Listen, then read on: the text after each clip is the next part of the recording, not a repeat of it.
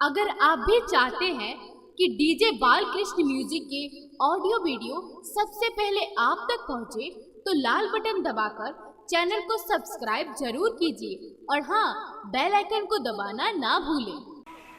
घूमे लो नगर सहरिया, घूम लो चारू धाम। घूमे लो नगर सहरिया, घूम लो चारू धाम। स्वर्ग से सुंदर यौ भैया, स्वर्ग से सुंदर यौ भैया, अपन मिथिला धाम। स्वर्ग से सुंदर यौ भैया, अपन मिथिला धाम। घूमिए लो नगर सहरिया, घूमे लो चारू धाम। घूमिए लो नगर सहरिया, घूमे लो चारू धाम। स्वर्ग से सुंदर यौ भैया, स्वर्ग से सुंदर यौ भैया, अपन मिथिला धाम। स्वर्ग से सुंदर यौ भैया, अपन मिथिला धाम।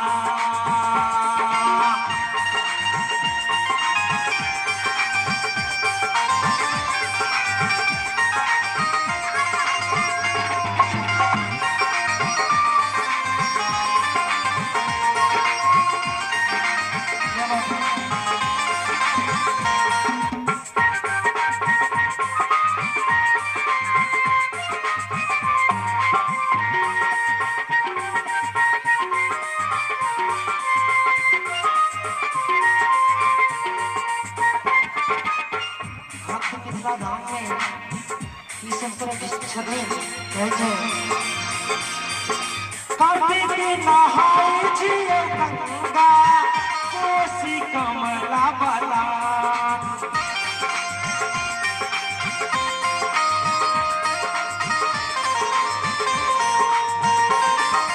कार्तिक नहाय छियै गंगा, कोसी कमला बलान। छल छल निर्मल, छल छल निर्मल, पागल अमीय समय। स्वर्ग से सुंदर यौ भैया, अपन मिथिला धाम।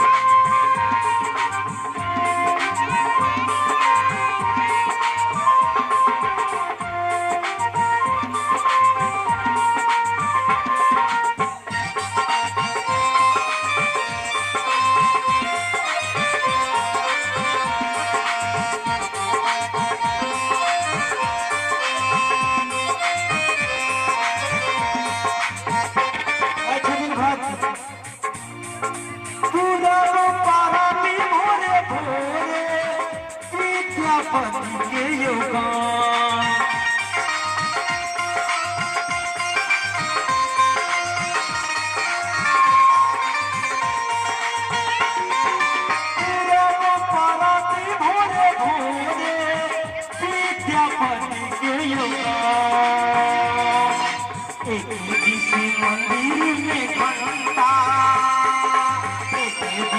मंदिर में घंटा, मस्जिद सुनियो अजान। स्वर्ग से सुंदर यौ भैया, अपन मिथिला धाम।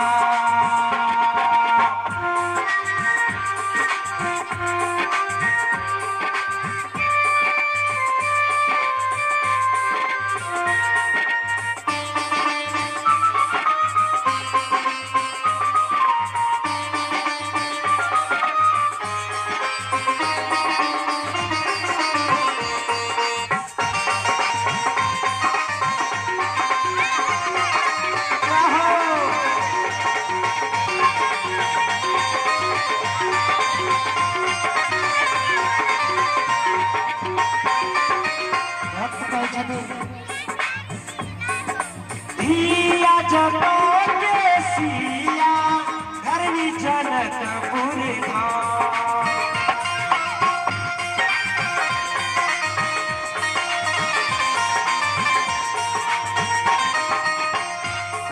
देखिए मिथिला धाम के नाम पर प्रेम सुनी मिथिला धाम की, जनकपुर धाम के नाम पर रमेश यादव गाड़ी मालिक की ओर से रुपया पुरस्कार।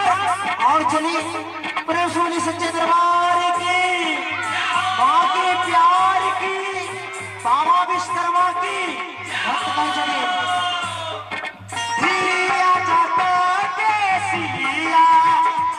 जनकपुर धाम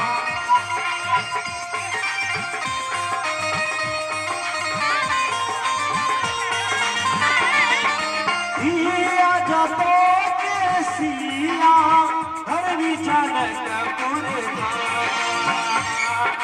तन तन मिथिला पावन, तन तन मिथिला पावन, बहुल पति श्री राम स्वर्ग से सुंदर भैया अपन मिथिला धाम।